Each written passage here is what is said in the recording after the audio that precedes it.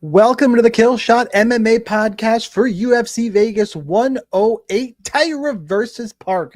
I'm Sniper. With me, as always, is Monk. We're going to break down 11 of the 12 fights on this card. We are not going to cover Austin Bashi and John Yanis. That's going to be saved for DFS Army members. So if you want to join DFS Army, make sure, link in the description, join up, get access to an optimizer, cheat sheets, projection models, all the good stuff. Check there. The reason we're not covering it in the pod, we record these Tuesday nights and we also live stream. So make sure you're following me on YouTube. Sniper Wins Tuesday, sometime between 8:30, 9:30 Eastern, somewhere in that ballpark. We do these live, and we don't have DraftKings salaries for that fight, so we cannot break it down on this show. But we'll cover the rest of this card this week and next week. We got fights in and out galore, Monk, but still plenty of DraftKings money to be made. How are you, and are you ready for this card? Pretty good. It was an underdog heavy card last week, and it went some ups and some downs. I think all three of the dogs I picked, though, with DeRitter, Guskov, and my guy Martin Budai, all came through. It didn't help me much. You got to add Guskov for me. Guskov, Ricci, Budai. I can't wait. Can't wait to see what he's going to do, because everybody, people still aren't on him except me and you. So we'll see what happens there, but I'm excited for several of these fights. A couple of them seem a little dud potential, but even the late notice replacement, I'm fine with that. I like Rabeshki and Ribovic. That's good enough for me. All right, before we dive into the fights, let's just do our recap on what we got going here, because there have been a lot of changes. Tatsuro Taira was supposed to face Amir Albazi. Obviously, Albazi is out, and I covered the main event. Park is in. Taira versus Park. Park was supposed to face Ursig next week. Ursig is now going to face Ode Osborne. I believe that's going to be at bantamweight. They're going to have that fight. So more to talk about that next week. Bashi was supposed to take on Francis Marshall in a grappler's delight. Instead, we got Bashi and Giannis on short notice replacement. Azamat Bakoyev could not stay on this card. He was going to face Torres Finney. Then he was supposed to face Yusri Belgari, and neither of those panned out. So he's just not on this card. And Andre Lima is out against Felipe Boons, and Boons still gets a possibly a worse match. He was already a dog, but then here comes Rafael Estevam. And okay, cool. So those are all the fights that are off. Things moving around. We do have 12 fights total, but 11 on this card. Before we get into it, do me a favor. Smash the like button. Follow me on YouTube and X. Subscribe on YouTube, please. Sniper Wins. Make sure you follow Monk Maddox. Monk, M-M-A-T-I-C-S, Monk Maddox. We'll do that up front instead of at the end. Appreciate all you guys. And if you are watching live, go ahead, drop in some comments. We'll have some fun with the discussion along the way. All right, that's enough intro. I think I did a pretty good job this week. I got lit up in Discord for not letting Monk go first enough last week. And to you, Pulpo, I will say, fuck you. And I'll try and do better also. I will try. I heard, but I've known Pulpo for years at this point. It's kind of messed up. The DFS Army Discord community is a wild group of animals that I love all of you. All Very true. Let's move on and let's talk the first fight of the night. Ketlin Souza, Taira Rodriguez. Rodriguez is the favorite, -188. Ketlin is +163. Fight goes to decision, -275. Should have 3 rounds of action. So immediately you got to start thinking about Ketlin Souza in cash, or do you? Hint, hint, spoiler. We'll get there in a second. Your salaries for this fight. Taira is 8,700. Ketlin Souza is 7,500. Monk, who you got? I mean, I'm a Taira Rodriguez fan. She made a huge mistake with the headbutt after dominating Carnelossi for like 8 full minutes. But it's basically Taira Rodriguez is going to wrestle. She shot takedowns in every fight. Sam Hughes fight, she shot 11. And in her Knutson fight, she shot 10, and she was successful. What is that? 13 times out of 21. That's a damn good percentage. And Souza gets taken down in every single fight. Marnik Mann took her down twice on 5 attempts. And even Angela Hill, not known for her grappling, took her down twice on 6 attempts as well. So that's probably how this fight's going to go. Rodriguez might be one of the most aggressive fighters at strawweight, to be honest, and I love to see it. She mixes in her striking when she can. She, tons of ground and pound is where she gets most of her high volume, significant striking numbers from. And yeah, Ketlin Souza, 64% takedown defense. There's not much else to say. I hope we do get 15 minutes. If that's the case, Pierre can pay off her $8,700 salary extremely well. I think she's live for a sub as well, even at those minus 275 odds to go to a decision. There's other cash spots I'm going to highlight that we will get to. I'm going to start doing a cash show every week. Did it last week. Make sure, again, I keep saying subscribe, but try to help me out, guys. But there will be, even besides that, just so you know, on the channel, there will be a cash game specific video dropped in the Discord. Couple options last week. One would have tanked and one got me across the cash line. So it was a messed up week last week. But we'll keep talking cash strategy. And while Souza would normally be an option, not this week for the reasons we highlighted, I like Taira Rodriguez a lot. Minus 200 actually feels like a pretty fair number if you want to start considering parlay pieces. I think she gets takedowns, Souza gives them up. The only person she lost to really lost to is Jillian Robertson, who is a grappling beast. I think Taira, if you don't have grappling against her, you're in trouble. And I don't think Ketlin's got the grappling. Give me Taira Rodriguez in all formats, and I will be underweight to borderline fading Ketlin Souza. For sure. Just the last thing, the under 2.5 was at plus 250. These women have 7 combined losses. 6 of them are inside the distance. That's interesting. Worth a look at big plus money. All right, as we mentioned in the intro, poor Felipe Boons. He gets Rafael Estevam. Estevam is minus 460. Boons is plus 360. Fight goes to decision, minus 120, leaning towards going to decision because Estevam, while he's a big favorite, not typically a finishing machine, he is going to wrestle fuck you again and again and again. That'll cost you $9,500 on this card. Boons is $6,700. Monk, where you going?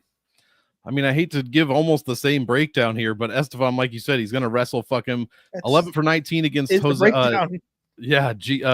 Aguilar, which, that's Jesus Aguilar. But again, against Charles Johnson, who a lot of people, including myself, consider a pretty decent flyweight, 3 of 22, but had 9.5 minutes basically of control time in each of those 2 fights.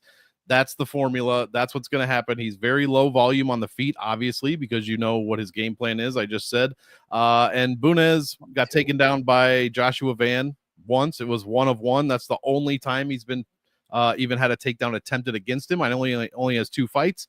But that does not spell paradise for Felipe Bunez here. 95 is expensive, but if we do get all 15 minutes again, and this one as of earlier today was minus 120, so basically a pick 'em to go to decision, maybe slightly edging towards that outcome.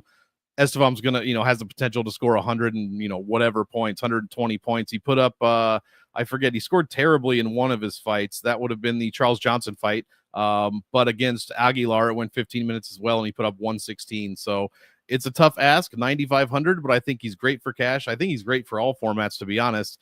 And Felipe Bunez is probably worth at least a flyer, just in case Rafael, slips on a banana peel or hurts himself on a takedown, or so. I have no idea, but I'm heavily favoring Estevam here. I have some other places I'll take a shot. I don't think Bunez is going to be one of them. Estevam does what Bunez wants to do way better.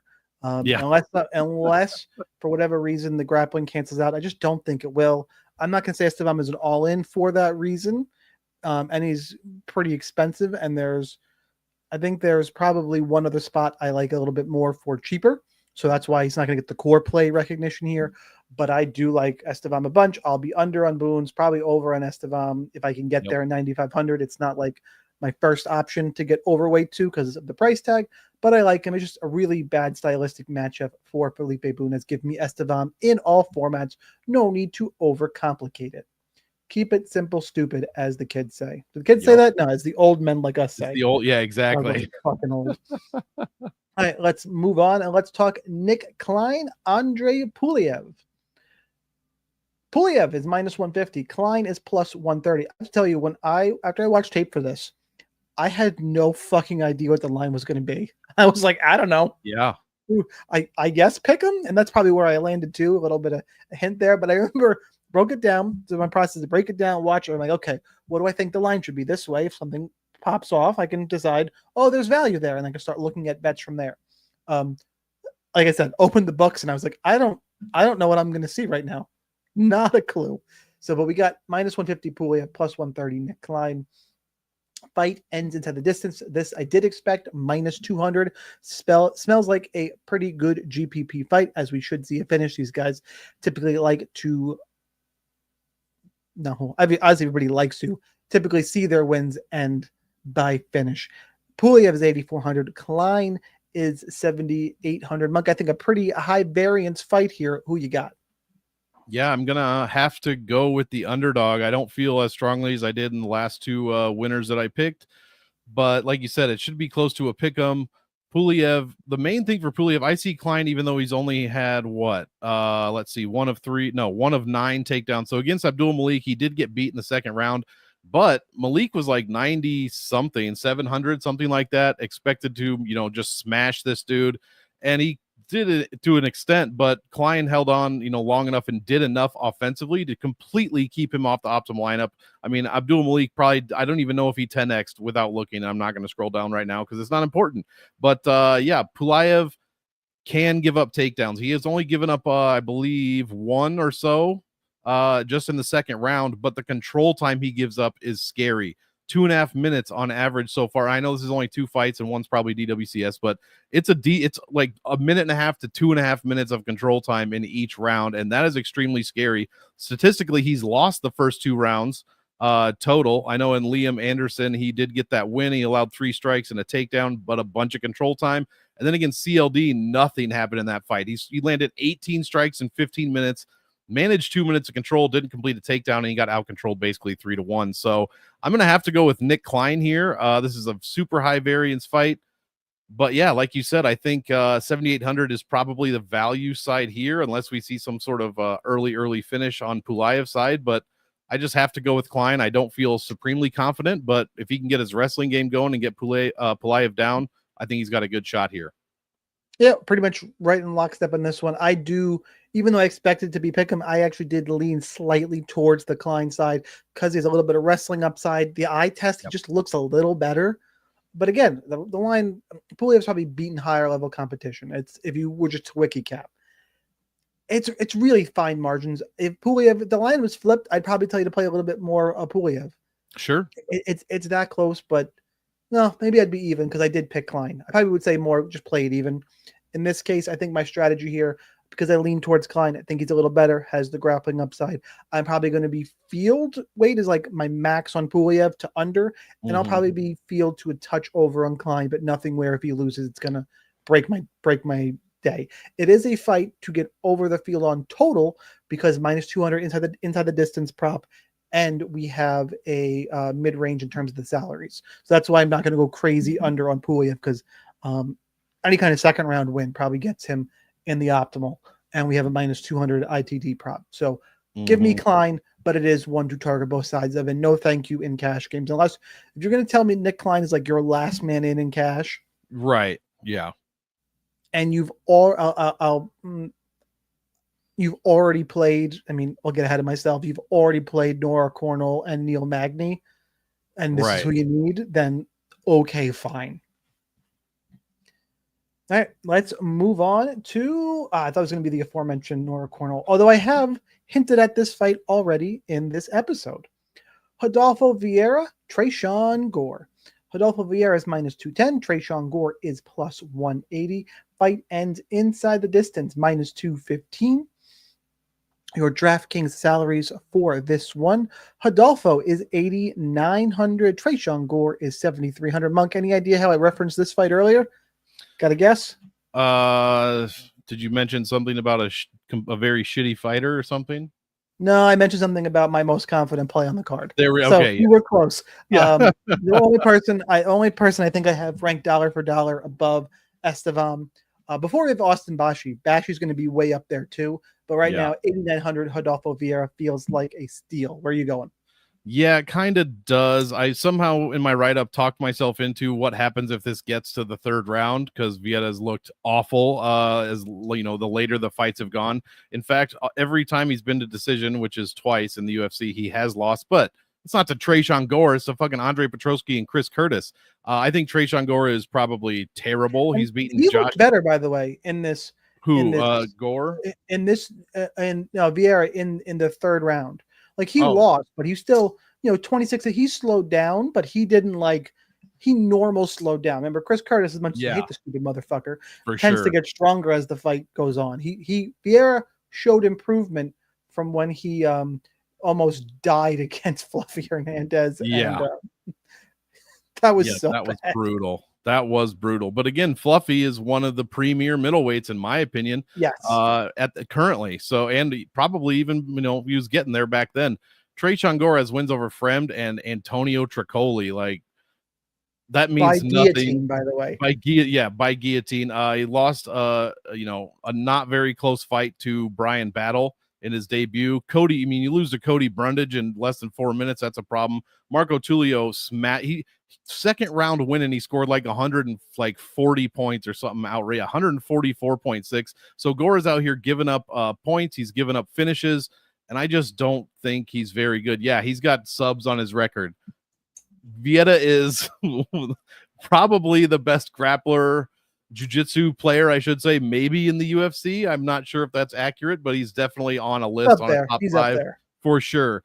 And he's attempting tons of takedowns. 20 against Curtis, none successful, but 7, 3, 11 against Petrosky.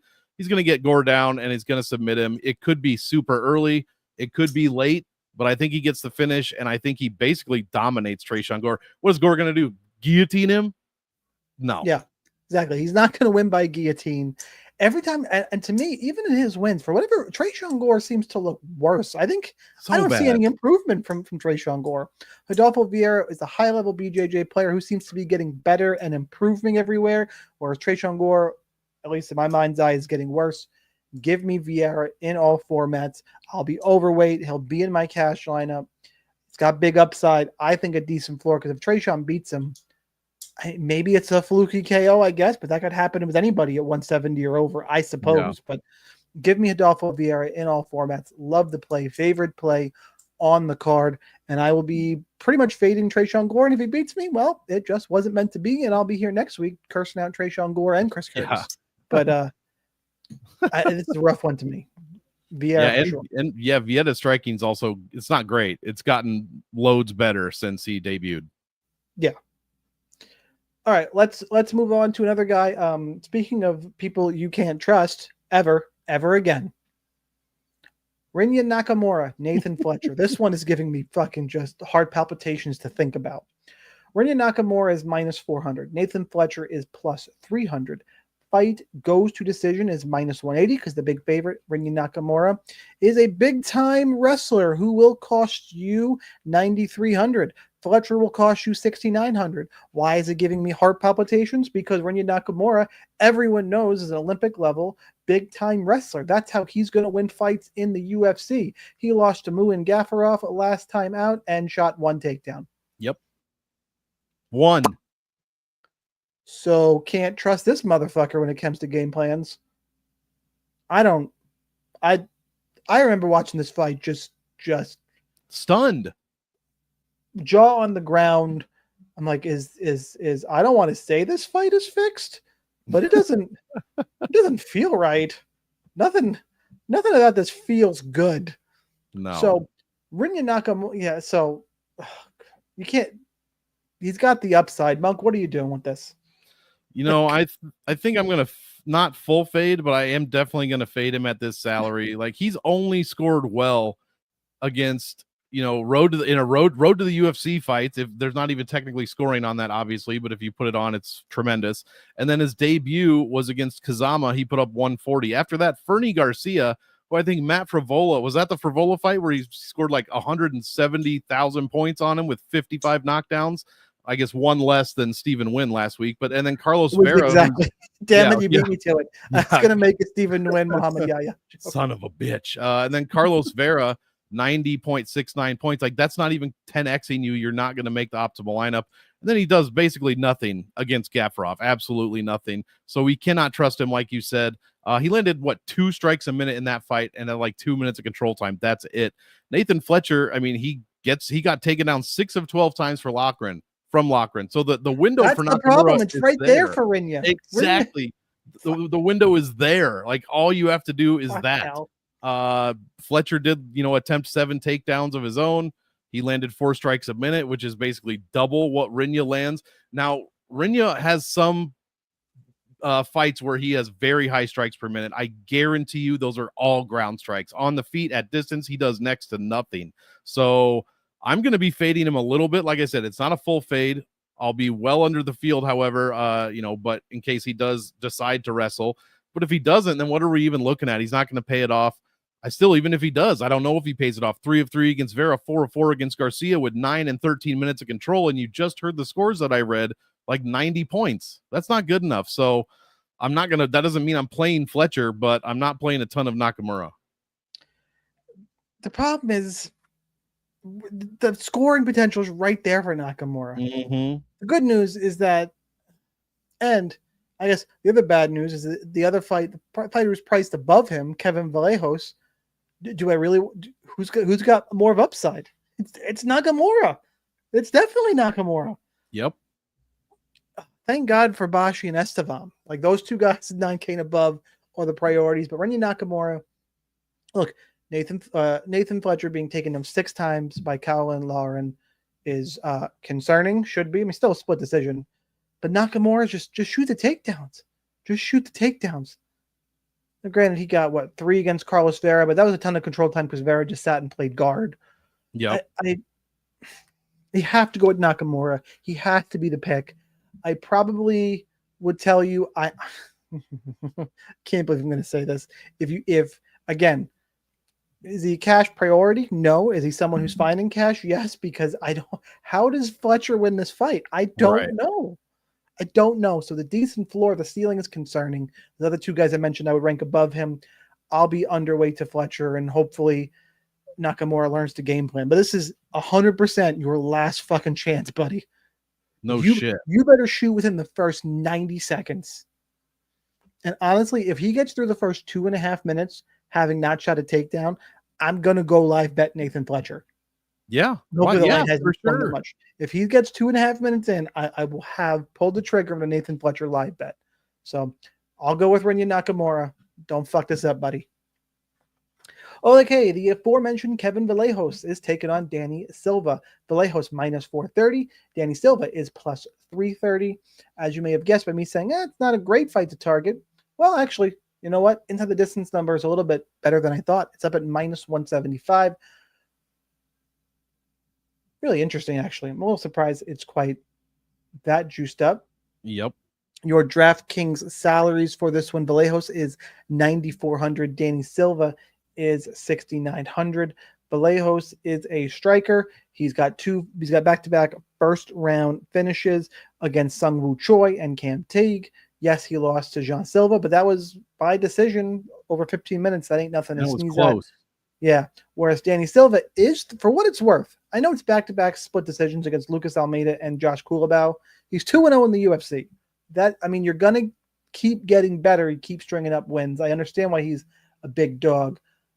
Monk, how are you approaching this one for DFS? This one is interesting. It's definitely one I want at least some of both sides. I'm picking Kevin to win for sure, but you have to play some Silva. I mean, he's going to be the second, third most cheapest fighter on the card by the time salaries are done.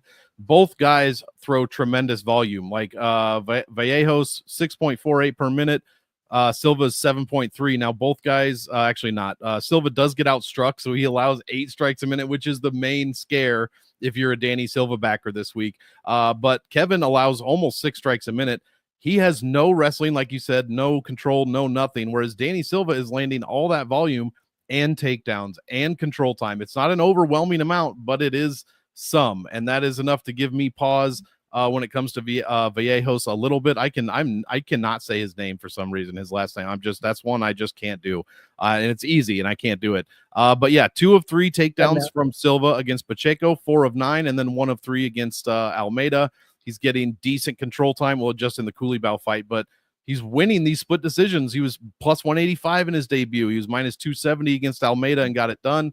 He does allow way too many strikes, and that is the main selling point for Kevin Vallejos here. But if Silva starts mixing in grappling and holds Kevin down, how is he going to pay off his, $94? Yeah, $9,400 salary. I think we need a first-round win. maybe first to second round win for sure with a knockdown or two. And Silva's never been finished. So I think this is possibly too wide. It could look like I'm very wrong, and I'm fine with that because I'm going to have a ton of Viejos as well. But I will be sprinkling in some Danny Silva here for sure. I don't know if I'd go a ton of Vallejos, mostly because you have to make choices. And I got Bashi and Esteban up there. He's just going to fall under that. I do think he wins. I do agree it's a little bit wide. Potential is there, but he needs the first round KO. Am I really going to invest a lot in a guy who needs a first round KO? I think to really pay off. I do think Danny Silva is live-ish. It's going to be hard. I'm going to have some dogs I like straight up, but he's probably in that secondary range. I'll play some of him. I'm not going to cross him off. Vallejos wins into the distance is -150. Where's trying to find Vallejos wins in there? Wins in round 1 plus 300. Okay. Know how I feel about that. That's rough for DraftKings. So decision plus 550. Yeah, there's just. I think there's better options up in that price range. Danny Silva is live.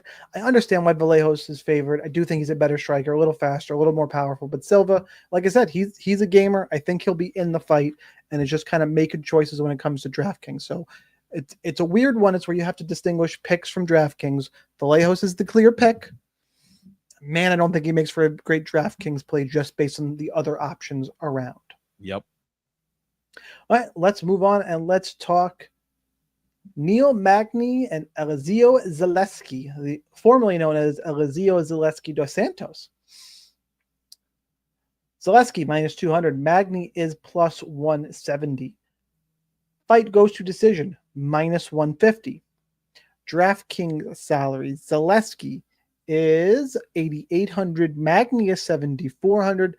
Monk, are you as surprised at this line as I am? 100%. To the point where I don't understand it. Like, are we just looking at Neil Magny being 3-4 in his or 1-4, excuse me, in his last one? You know what I'm saying? Losing that's exactly what I thought. Four. That was where my head went into. Man, we did a lot of Neil Magny recency bias, and then I sat here and I pulled up this page and I went, wait, Zaleski's 1-3 in his last 4 too. What the fuck are we talking about? And it's Praches, Michael Morales, and Ian Machado Gary for Magny, and it's Chidi and Randy Brown for Dos Santos. He went to a draw with Renat, which, on paper, he definitely lost that fight. The only times he has scored well, and by well, I mean like 96 points, was Zachary Scroggin, right? And then Benoit Saint-Denis, who was in the wrong weight class. I think that was even his debut. I don't remember. But those are the only times he scores well. His DraftKings points per win, whether it's finish or decision, is 10 to 20% below the divisional average. I don't want any part of this at 8,800. Like, I just don't get it at all. I don't even know what his average salary. He hasn't even been 8,800 in his past. He's since 2021. The highest he's been is about 85, and now we're paying the most ever for probably one of his tougher opponents, honestly, in Neil Magny. This fight's probably going to decision, and I want the guy that's 7,400 that scores better and that can stay in a fight. So I picked Neil Magny straight up. He's somehow the younger fighter in this fight, which is rare these days for him. But yeah, I'm going with Neil Magny just to not get finished and to have clearly the better DraftKings upside. Yeah, I think Magny is like the clear underdog play on the card, one of two. I think your underdogs in cash are really, really straightforward this week, but we'll get to that more on Thursday when I do that show. Both these guys, I think, let me read from my notes real quick. I believe I said, both these guys have a long UFC history of scoring like wet ass. Yep. Like neither one is a particularly good scorer. I think Magny should be favored. The only concern you can have about Neil Magny is that he's taken back-to-back first-round losses, knockouts, and pretty brutal knockouts, like Praches and Morales. Now, it's not the end loss to Machado Gary. It's not the caliber of competition. It's that wear and tear is a thing, and is he going to start to fall off? I don't think Zaleski is the kind of guy to challenge that, but it's MMA. It's a brutal sport. Start telling me punches are going to put out Magny quick. That's a problem. He took a lot of punishment in those fights, so I don't quite see that yet. I don't think Zaleski's going to be able to get Neil Magny down. He's got, throughout his career, really good. I mean, 53% seems really low. Thought he had pretty good takedown defense. But again, late in his career, it's been challenged a little bit against, Malott, Gary. He's really not getting taken down multiple times since the Michael Chiesa fight in 2021. Mm-hmm. On Johnny Hendricks. That was a different animal for, if you know, 2016 Johnny Hendricks. Big Rig, who I think is like a used car salesman now or something. Something like that. Bouncer somewhere. It's not great. I think Magny's just, I pick him just straight up. I'm probably going to have a bet on Neil Magny, probably. Think he's for sure the better DraftKings option. Will definitely be in my cash lineup. Primary option in GPPs, and I'll be underweight to damn near fading Zaleski. Magny is the spot here. I will say I'm going to get ahead of myself early here. I don't think this is going to be kill shot worthy. I kind of think this is going to be chalk this week. I kind of think we have a Neil Magny chalk week, which is I am screwed. which is a little bit concerning. I think it's going to be chalky. All right, let's move on and let's talk Carol Hossa and Nora Cornell. Hossa is -175. Cornell is +150.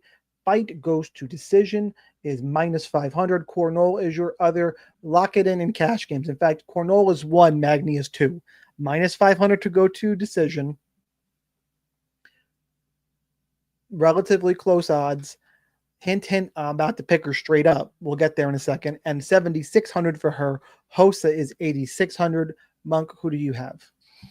I ended up going with Hossa, but I think it's really close. I think, again, the line here is too wide. My issue with Cornole is she doesn't really score too well. She did put up a good score against Mullins, but she got a finish there. She also finished Cowan also in the second round and scored only 79 points, so did not barely hit 9 optimal. Against Edwards, she should be 2-2. You cannot convince me that she beat Jocelyn Edwards whatsoever. In fact, Edwards outscored her tremendously without the bonus. 5 of 8 takedowns, 9 minutes of control. You cannot convince me that she won that fight. But I can throw something at you. You ready? We're looking at the fight here. We got a little bit of time. I think the first round, even though there's a takedown, 3 minutes of control time, Jocelyn Edwards landed less strikes everywhere, clearly didn't do any damage. Mm-hmm. And I think she got reversed in there, and I think Cornell finished on top. That's true. In every round, Jocelyn Edwards got a takedown, and then Nora Cornell reversed, and she landed, I think 1 and 3 she clearly won. She probably 2 is disputable. By the way, for what it's worth, 230-27. It's a little bit. It's insane. It wasn't. It's so yeah. I mean, I splitting hairs here. I get your point, but is Carol Hossa really going to have that game plan against her? I don't know. She surprisingly to me lands well over 6 strikes a minute.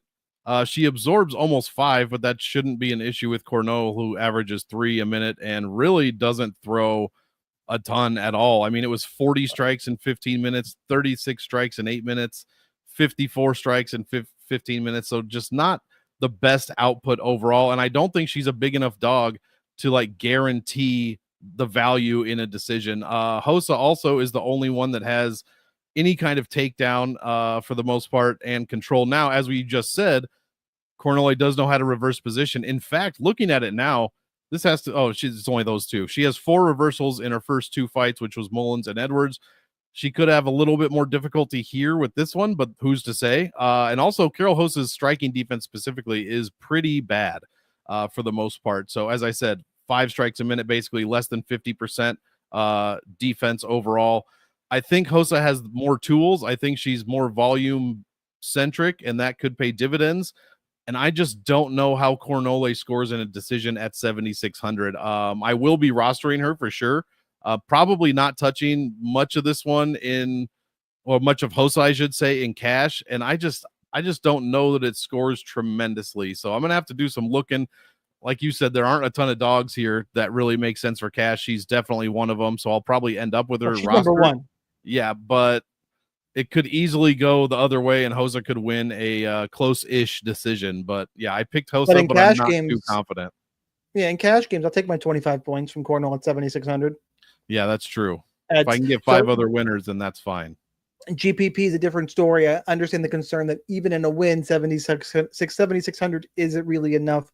There are some higher variance fights. She's definitely not like a slam everything all in play in GPPs. I just think for cash games, I think you have to go there. I am going to pick her straight out because Carol Hosa is not defensively responsible. Her striking is that one fight with Irene Aldana. I like what I see from Cornell. I think she's crafty on the ground. It's a hard-nosed fighter. Close fight, I get it. And it's kind of 50-50, but I lean towards Cornell. But even if you take Hosa, I don't think there's much justification playing her on DraftKings at that salary with her style. Like it's going to be really hard for her to make optimal, even if you think she wins. But regardless of that, I'm going to take Nora Cornell. Let's move on. Let's talk Esteban Ribovic and Elvis Brenner. Ribovic is minus 250. Elvis Brenner is plus 210. Fight ends inside the distance, minus 155. So should be a decent 1-2 target. Ribovic is 9,100. Elvis Brenner is 7,100. Before we go to Monk, I have to put out a plea to the UFC gods. Can we stop giving Elvis Brenner fucking killers? Elvis, you could say no to a fight, brother. Like look at this strength of schedule is Ribovic is nasty. Miktabek Orlabai, fucking nasty. Joel Alvarez, who I underrated at the start of his career, has proven to be fucking nasty. Like, this is a rough ass run. Not to mention the win against Goram Kutataladze. Yeah. So, I mean, props to Elvis Brenner. Big dog here again.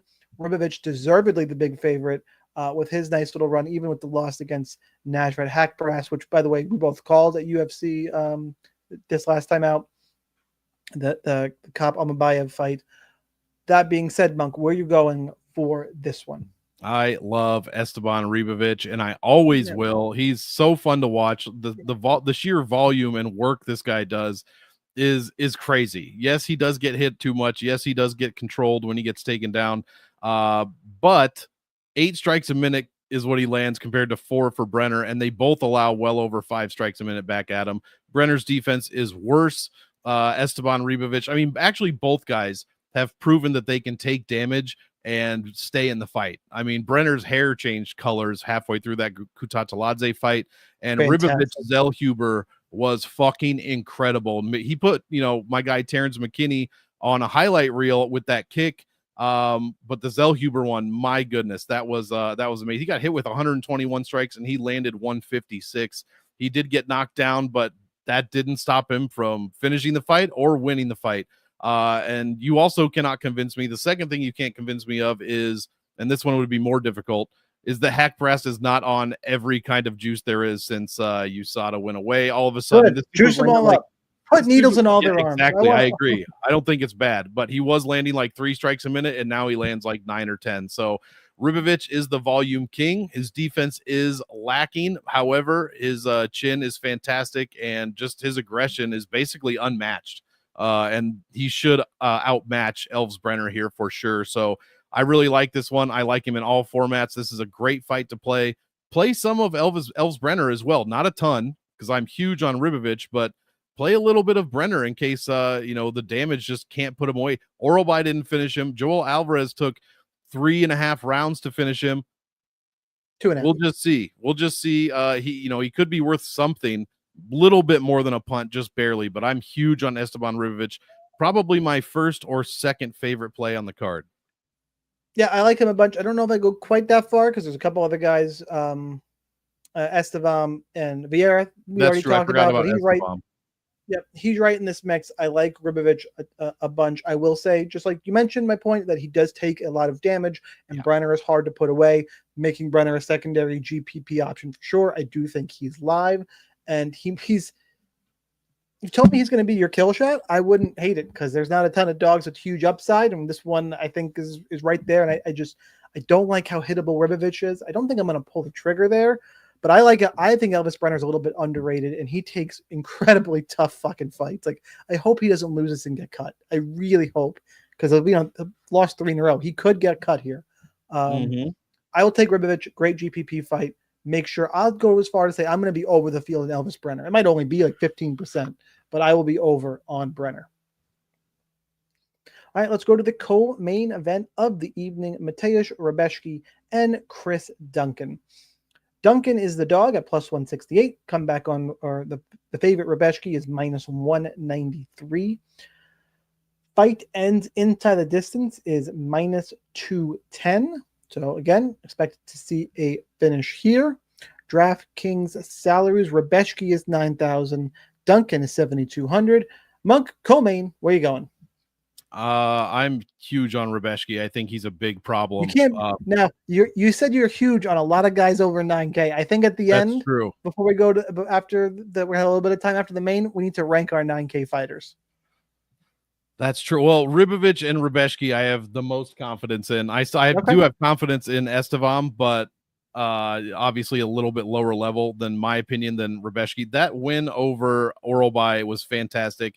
Yeah, he lost against CDF, but he got hit with a gazillion strikes per minute, and generally that does not happen with Rebecki. And I don't think we're going to have to see that with Chris Duncan here, who averages 4 to 5 strikes a minute depending on what round he is. Chris Duncan has a ton of takedowns, ton of control time on average, but it pales in not pales. It's beaten by Rebecki's numbers in those same departments, and he's also landing well over 5 strikes a minute in rounds 1 and 2. Round 3, he did slow down a little bit. We only have 15 minutes to work with, were the stats, but that's when he slowed his striking down, and his takedowns shoot up 48%, and his control time shoots up 100% from round 2. So I think Chris Duncan is probably a bit over his head here. His last 2 wins are, Vucenic, Oki, Ajmuz, Omar Morales. Are any of those dudes even in the UFC anymore? I honestly don't know. Maybe Oki is. I know actually Ashmuz is as well. But yeah, I think Rebecki's had the much tougher opponents, especially in his last 2.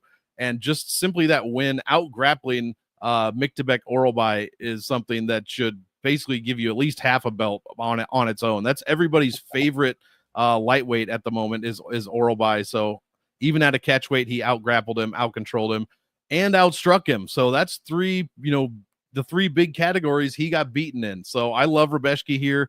Duncan's defense is kind of suspect. Rebecki's striking defense is also suspect, but we're not looking for 8, 9 strikes a minute like CDF put up against Rebecki from Duncan. So give me Mateusz to smash this dude. Yeah, I'm all about Rebecki in this spot as well. Minus 215, like all around, I just like Rebecki better. I was looking for reasons to play Chris Duncan, and I couldn't find many of them other than do I really want to play Danny Silva, Trayshawn Gore, or Ketlin Souza? Souza, yeah. Yeah, like, okay, I'll play a little bit, but again, Mateusz Rebecki is the way to go. This could be a week to, pick your 3 live underdogs and mix in every combination you can and see if that gets you there. Because there's a lot of dogs here who I would be surprised if they won. Coming off a week where a lot of dogs won, though, obviously it's MMA. It's a high variance sport. I will say, Rebecki used to play in all formats. I do think he's live for a big score. Has got a good ceiling, good floor ceiling combination. Not much interest in Duncan. We will rank our 9K fighters because again, I do feel like we're saying we like the 9K range a bunch this week. So just kind of to recap, I think we're both going to say the main event underdog is live. We'll get there in a second. And then to recap, both like Neil Magny. We said you can mix in Elvis Brenner. And then I don't think, and that's where, Nora Cornell 7,600 and Nick Klein 7,800 are really going to become, options here. That's why. So real quick, before we go to the main event, let's say, we just got a couple of latecomers to the comments. What's up, Sniper and Monk? What's up, Soups? That actually looks delicious. Your profile picture there. Don't call yourself pale, fellas. Plenty tan. No. What comedian was it? I think it was Chris Hardwick said, I look like a Tumblr page of ranch dressing recipes. Yeah. And tan is not a word that's in my vocabulary to describe myself. And Ash, everyone loves a big score. Everyone, size matters. We all know it. It's sad. Yeah, I said it was sad. All right, let's talk about the main event. Tatsuro Taira and Hyun Sung Park coming in on short notice to get a UFC main event. And short notice, he was just supposed to fight next week, so it's not like he's terribly out of shape at a camp. Minus 400 for Taira, plus 300 for Park. Fight ends inside the distance is, where the hell is it? Minus 210, minus 138 to be under 3.5 rounds. Your DraftKings salaries for this one: Taira is 9,200, Park is 7,000. Monk, main event time. Who you got? I'm going to pick Tatsuro Taira. I think he's just a couple of levels above Park. And I don't mean he's levels of, I just mean literally a couple of levels, just because I don't know what Park is about at this point. I mean, he's beaten, you can't say anything about Shannon Ross. The other guys he's fought is road to the UFC guys, and then Carlos Hernandez. So this is a huge step up, obviously, in competition for him. He throws a ton of volume. He mixes in takedowns and control time very well. In fact, they kind of rival some of the numbers that Taira puts up round around, but obviously Taira's doing it against much, much better competition, even though it's not always the best. Alex Perez, the Brandon Royval fight, 6 of 15, 12 minutes of control. He just got outstruck. He only landed 42 strikes and got hit with 124. What are you going to do, about that? He went, several minutes at a time, well, a few minutes at a time in that fight, doing basically nothing, where he looked like he was extremely exhausted and literally didn't know what to do. So that is a bit worrisome. But against someone like Hyun Sung Park, I think he's got a decent game plan here, even with the opponent change. Park has not been taken down. Is that correct? He has 100% takedown defense. That's true. That is going to be put to the test. And he only controls 68% of the grappling time. Also going to be put to the test from Taira here. So while I think there are levels here and I'm picking Taira, I think you said earlier that Park is definitely worth, not a pump, but a play, a legitimate play at 7K. And I kind of agree there. Undefeated. While I do think he gets his first loss, I think that there's a chance that he can kind of fuck Taira up on the feet at certain points in this fight if Taira's not paying attention or moving his head enough. But overall, I think Taira should have the huge grappling advantage and should be able to win a fight on the ground, whether it's decision or by submission. Yeah, split decision loss to Brandon Royval is no joke. Royval right at the top of this division. Taira is the clear favorite here. I do think this fight scores well. This is a main event. I will be over to both guys on, which is again why I'm not hating on you. I'm just saying we like a lot of guys in 9K. We got to rank them up here. And Taira with the extra rounds to work with and the finish potential is there. I will, Park is got a great record, can finish lot, and with the based on lack of underdogs, I will play Park as well. This is a classic play both sides spot in a main event. I will say I don't, and I'll talk about this more on Thursday. I don't like stacking this, even though we got flyweights here. It's it's minus 210 to end inside the distance, minus 138 to end under 3.5 rounds, where you lose a lot, your potential for extra rounds. You lose a bunch of this. I would say I would either play Taira or play neither. You can play neither this week, and we will play with some of the builds on that cash game show. But I'm on Tatsuro Taira. GPPs, I want to be over on both sides. Now, don't go anywhere. We got 2 extra things to do. We got to do kill shots, which we'll break down in a second, but we need to rank our 9K fighters. We won't include Austin Bashi because we haven't talked about him. So Monk, just top 3. We don't got to rank them all. Your top 3 of Estevam, Taira, Vallejos, Nakamura, Ribovich, Rebeshki. And we're talking GPPs. So one more time. In GPPs, Estevam, Taira, Vallejos, Nakamura, Ribovich, Rebeshki. For me, I am going to go, and I get off easy because Vieira's 8,900 and doesn't quite qualify.